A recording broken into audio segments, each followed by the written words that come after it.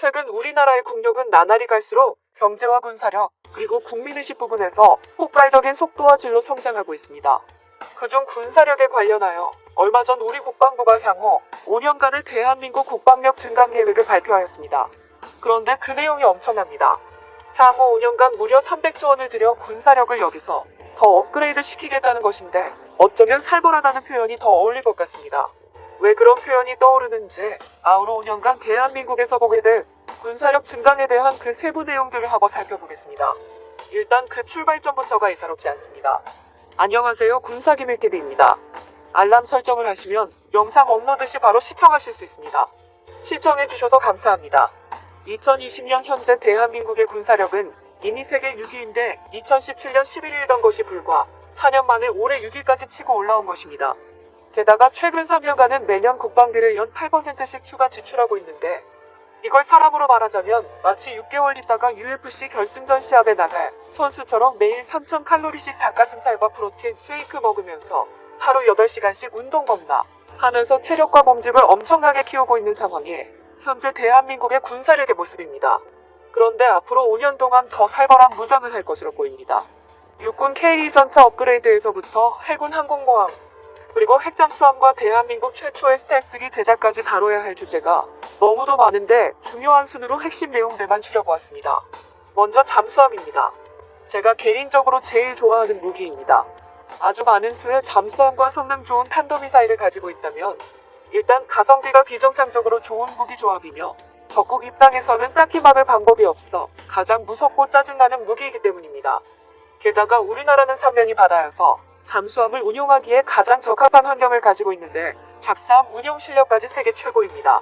여기서 최고라는 표현은 최상급 국가 중 하나에 속한다 할 뜻이 아니라 그냥 원탑을 뜻합니다.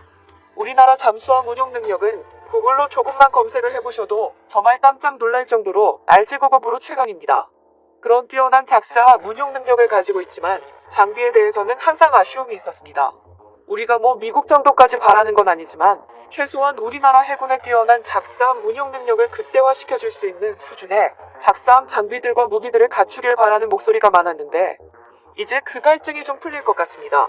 이미 우리나라는 잠수함에서 발사할 수 있는 세계 최고 수준의 현무30 미사일이 개발되어 있고 그런 미사일을 바닷속에서 6대나 발사할 수 있는 3000톤급 잠수함 도산한 창호함이 올해 완성되어 해군에게 인도된 상태입니다. 작가 이 3000톤급이 어느 정도 덩치냐 하면 세계의 해군이 모두 모여 합동훈련을 하는 1998년 님팩 훈련에서 장보고함은 전에 한 번도 이런 훈련에 참가해본 적이 없는 선여 출전이었음에도 불구하고 적 항공모함을 포함해 가상의 적함 13척을 혼자 격침한 것은 물론 공격하는 입장이었던 가상의 정비해군 소속 핵잠수함까지 어뢰로 명중시켜 격침시켜버린 지저하 바닷속 어쌔신인데다 그 모든 활약을 하는 내내 단 한 번도 적 레이더에 포착된 적이 없는 유령이었습니다. 그때 그 장보고함이 불과 1200톤급이었습니다. 이번에 진수한 도산한 창호함은 그 3배에 가까이 벌크업된 3000톤급입니다. 당연히 지난 20년 세월 동안 우리나라의 잠수함 개발 기술과 운용 능력 모두 비약적으로 발전했으며 이제는 그 기술을 더 효과적으로 사용할 수 있는 덩치까지 가지게 된 것입니다. 말하자면 메이웨더가 라이트 헤비급까지 중량한 것과 같습니다. 그런데 중요한 건 이런 잠수함이 앞으로 5년간 총 3대가 만들어질 것이라는 점이며 더 중요한 건 그 직후부터는 덩치를 더 키워서 3600톤급과 4000톤급 잠수함을 건조할 계획이라는 점인데 그중 4000톤급은 드디어 해적수함이 될 것이라는 소식입니다. 이렇게 순차적으로 모두 9척의 그 덩치도 무기도 빵빵한 잠수함들이 대한민국 해군과 앞바다를 무장하게 될 예정입니다. 해군 관련해서는 현재 보유하고 있는 3척에 이지스함에 더해 현재 3척을 추가 건조 중이며 앞으로 5년 안에 최신형 KDDX급 6척을 건조할 예정입니다. 이 정도만 해도 이제야 좀 충분히 이순신의 후일다운 포스가 느껴지는가 싶은데 항공모함 도입 소식이 또 있습니다. 현재 우리 해군은 독도함 그리고 마라도함 이렇게 2척의 강습 상륙함을 운용하고 있습니다. 넓은 갑판이 있어 헬기 등의 이착륙이 가능하여 작은 항공모함처럼 보이는 배의 형태인데 프로토스의 캐리어를 운용해보았거나 아니면 그것에 당해본 분들은 잘 아시겠지만 캐리어의 핵심은 바로 그 참새 같은 함재기들이 공격의 핵심입니다. 따라서 항공모함은 전투기들을 먼바다로 싣고 나가 한꺼번에 띄워 상대 진영을 순식간에 벌집을 만들어버리는데 그 가치가 있습니다.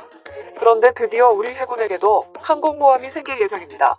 한국 해군의 항공모함이 추가가 되는 것이 주변국들에게는 꽤 위협이 되는지 소식인지 CNN에서도 이 내용을 단독 보도한 바 있습니다. 우리는 전투기 20대를 탑재하고 작전을 수행할 수 있는 3만 톤급 경항공모함을 2030년 전에 도입할 것이라고 정부는 발표했습니다. 한편에선 그 전에 이야기되었던 7만 톤급 중형 항공모함을 도입하는 것이 더 낫지 않으느냐 하는 지적들이 꽤 있습니다. 7만 톤급으로 갈 경우 40대의 전투기를 탑재할 수 있는 데다 어차피 우리나라 규모상 2대 정도밖에 만들지 않을 텐데 이미 독도함 같은 준항공모함급 강습 상륙함을 보유하고 있는 상황에서 이왕이면 7만 톤급 중대형으로 해군을 무전시키는 게 전투력 면에서 더 증강의 의미가 있다는 평입니다. 그게 3만 톤이던 7만 톤급이던 해군에 도입되면 저는 아마 여행 겸해서 그거 직접 구경하러 가볼 것 같습니다. 대한민국 항공모함이라니 생각만 해도 설립니다. 해군이 핵잠수함 도입과 12척의 KDDX 이지스함 갱단 구축과 항공모함 도입 소식으로 기뻐하고 있는 와중 공군 역시 만만찮 무기 도입을 예고하고 있습니다. 우선 우리 군은 이미 미국으로부터 약 70조 원의 예산으로 총 40대의 최고의 전투기인 F-35A를 구매한 바 있습니다. 여기에다 우리 해군에서 운용할 항공모함에 태우고 단일 활주로가 필요 없이 정말 만화처럼 그냥 엘리베이터 타고 위로 올라가는 것처럼 제자리에서 떠오르는 휴거 스타일의 F-35B 전투기들을 대략 20대 정도 추가로 도입할 예정입니다. 40대에 70조 원이니까 총 60대면 약 100조 원이 넘는 돈입니다. 이 전투기들이 왜 이렇게 비싸냐 하면 일단 현존하는 모든 전투기들 중 가장 강력한 엔진을 장착하고 있는 것. 왜 크게 두 가지 기능 때문인데 하나는 스텔스 기능이고 다른 나라는 레이더의 성능 때문입니다. 스텔스 기능은 스타에서 고스트가 자주 하는 것처럼 적군 눈에 보이지 않는 상태가 되어버려 적군이 내 지역 안에 침투해도 볼 수가 없는 것인데 F-35 전투기들은 기체의 디자인과 사용된 재질 그리고 표면에 칠해진 특수 페인트로 인해 레이더로 그걸 보았을 때 작은 참새 정도로밖에 포착이 되지 않습니다. 이걸 복싱을 치면 보이지 않는 상대와 싸우는 것과 같습니다. 그런데 더 큰 문제는 바로 레이더에 있습니다. F-35와 같은 5세대 전투기들에 탑재되어 있는 레이더의 성능은 상상을 초월합니다. 레이더의 성능이 뛰어나다는 것은 그만큼 멀리 볼 수 있다는 것인데 다시 복싱이 예를 들자면 옛날 전투기들이 그냥 일반적인 복서라고 치면 이런 최신 전투기들은 팔이 대략 10m 정도 되는 복서들인 것입니다. 나는 너를 때릴 수 있지만 너는 나를 때릴 수 없는 상황이 되는 것입니다. 요즘 전투기들은 이제 예전처럼 서로 적기를 눈으로 직접 확인하고 싸우지 않습니다. 먼저 상대를 포착하는 쪽이 목표물을 향해 미사일을 발사하면 그걸로 끝입니다. 따라서 먼저 목표물을 발견하는 쪽이 이겁니다. 게다가 포착 거리도 거리지만 수십 대의 목표물을 동시에 포착하고 추적할 수 있습니다. 추적할 수 있다는 건 미사일이 곧 따라간다는 뜻입니다. 그렇게 상대 목표물을 먼저 발견하는데 쓰는 장비가 바로 레이더입니다. 따라서 이 F-35 전투기의 경우 최고의 엔진을 가지고 있기 때문에 발도 가장 빠르며 눈에도 보이지 않는 데다 10m나 되는 팔을 수십 개나 가지고 있는 복서이기 때문에 하늘에 떠있는 동안에는 거의 무적에 가깝다고 볼 수 있습니다. 그런데 그런 최신 전투기를 60대나 구입하는 것에 만족하지 않고 우리나라는 늘 그렇게 하듯 그걸 또 자기 손으로 직접 만들어 봅니다. 그리고 성공합니다. 그동안 미국에게 전투기를 구입해서만 쓰던 나라에서 처음으로 만드는 최첨단 전투기 사업이라는 관점에서 보자면 이게 한국 사람들은 약간 미친 게 아닌가 싶을 정도로 아니면 얘네들은 어디에다 외계인을 가둬놓고 일시키고 있나 싶을 정도로 이건 정말 대단한 도전이며 어마어마한 성과입니다. 대한민국 공군은 2025년 전에 완성된 KF-X 전투기들을 실전 배치한다는 계획인데 대일등 형체나 엔진을 만드는 것만 해도 충분히 빡센 도전인데 가장 어려운 난제는 바로 앞서 F-35 전투기를 소개하며 이야기한 레이더였습니다. 그래서 미국에게 지난번 전투기 40대를 70조 원이나 주고 살 때 그 기술도 같이 좀 나눠달라고 했는데 쿨하게 거절당했고 원래 또 그런 거절이 우리나라 사람들 비스트 모드 가동되게 만드는 트리거 역할을 하기 때문에 그 거절과 함께 한국은 즉시 자체 개발을 시작합니다. 하지만 우리가 그런 최첨단 레이더를 자체 개발한다고 했을 때 주변국들에서는 아마 그거 어려울 걸이라는 정도가 아니라 절대 성공하지 못할 것이라고들 상담을 했습니다. 그만큼 AESA 레이더 기술은 단기간에 따라잡을 수 있는 그런 기술이 아니었습니다. 하지만 단기간에 따라잡을 수 없는 기술을 단기간에 따라잡는 게 또 우리 쪽 취미이다 취향이기 때문에 우리는 그걸 단기간에 따라잡고 성공시켜버렸습니다. 전투기용 AESA 레이더 기술을 자체적으로 개발하는 데 성공한 것입니다. 이외 전투기는 아니지만 우리 군은 세계 최강의 공격형 헬기라고 불리는 아파치 가디언을 이미 36대나 보유하고 있습니다. 이 녀석은 탱크 킬러인데 만약 지상에서 탱크 16대가 우리 쪽으로 몰려오고 있는 상황에서 이 아파치 한 대가 뜨면 혼자서 그 악명 높은 헬파이어 미사일로 그 탱크들 모두 고철 덩어리로 만들어버릴 수 있습니다. 16대인 이유는 아파치에 탑재할 수 있는 헬파이어 미사일 수가 딱 16대이기 때문입니다. 그래서 아파치 2대면 탱크 32대 박살낼 수 있습니다. 이런 무시무시한 장비가 이미 36대나 있는데 여기에 추가로 48대가 더 들어올 예정입니다. 노합 84대의 아파치를 운용하게 되는 것입니다.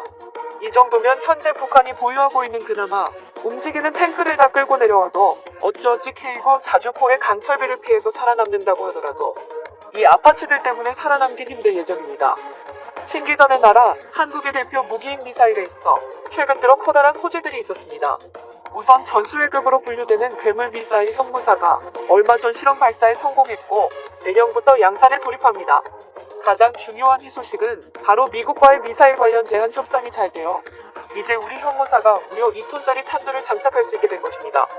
현재까지 세계 최고의 벙커버스터 즉 그냥 폭발하는 게 아니라 땅속으로 뚫고 들어가거나 콘크리트 같은 벽을 뚫고 들어가 폭발하는 특수 미사일 중 최고의 미사일은 미국 공군의 초대형 미사일 GB-57이었는데 한국이 이번에 실전 배치하게 될 2톤짜리 탄두의 현무사는 그것보다 최소 3배는 더 강력한 파괴력을 가진 세계 최고의 벙커버스터입니다. 일반당은 대략 200m까지 뚫고 들어갈 수 있으며 콘크리트 같은 두꺼운 벽도 대략 30m까지 뚫고 들어갈 수 있는 수준의 말도 안 되는 파괴력을 가진 미사일이 바로 현무사입니다. 탄두 중량이 2톤으로 풀린 것에 이어 남은 것은 800km로 묶여있는 사거리 제한을 푸는 것인데 최근 미국과의 미사일 질진 개정에서 우주 발사체에 대한 즉 인공위성 따위를 쏘아 올리는 미사일에 있어 고체 연료를 사용하는 것이 가능하게 된 것을 예로 넘겨 짚어보면 현무 시리즈를 위한 고체 연료 개발과 관련된 제한 역시 모두 풀린 것이기에 생산만 하지 않으면 될 뿐 연구와 개발은 얼마든지 진행시킬 수 있다는 이야기가 됩니다. 이 정도까지 제한이 풀렸다면 사거리 역시 머지않아 풀리게 될 것이라고 짐작할 수 있습니다. 왜냐하면 사거리 역시 미국과 총 4회의 협상을 거쳐 최초 180km에서 300km로 다시 500km로 그리고 지난 2012년 800km로 늘어나고 있는 것이기에 한국의 미사일 기술과 능력이 비약적으로 발전하고 있는 상황에서 미국도 언제까지나 자꾸만 크고 있는 호랑이를 좁은 우리 안에 가두어 놓을 수 없기 때문에 시간이 문제일 뿐 사거리는 머지않아 풀릴 수밖에 없습니다.